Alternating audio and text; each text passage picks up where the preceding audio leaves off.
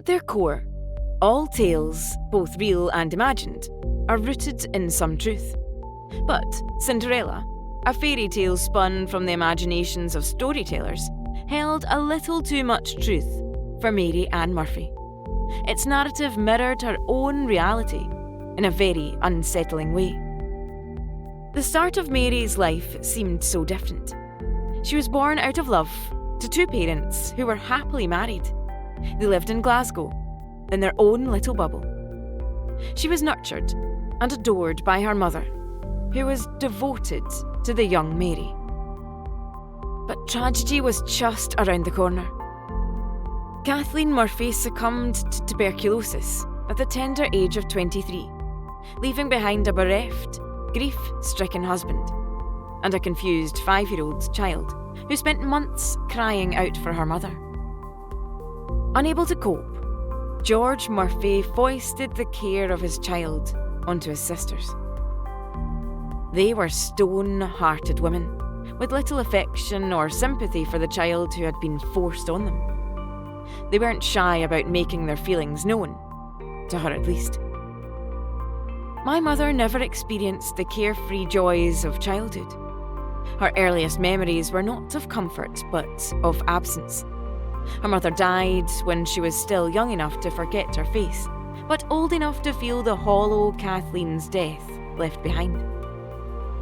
The aunts, sharp-handed women, took her in out of duty, not love, and treated her like an orphan.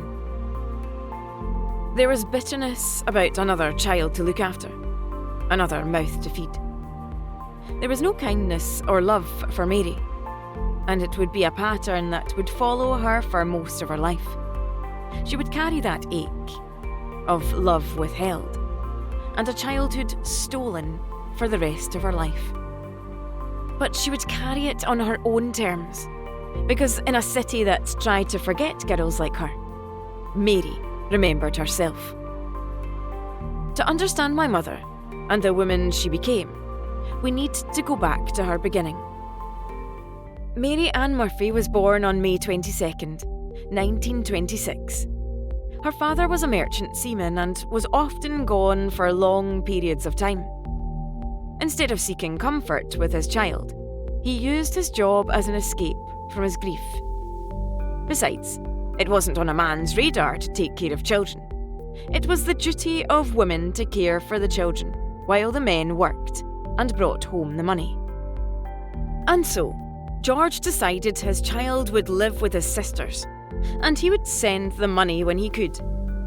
Mary's well-being and upbringing was left to the two women. Mary was an obligation, not a joy. A tiresome, unwanted burden.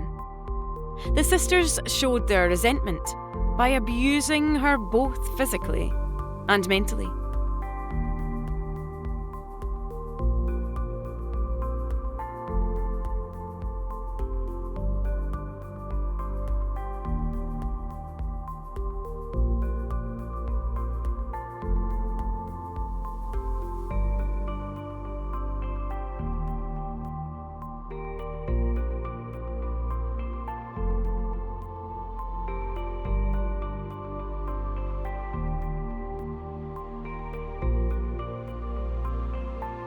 Mr. Wishart, can you tell me the circumstances in which Mrs. McLaughlin was found?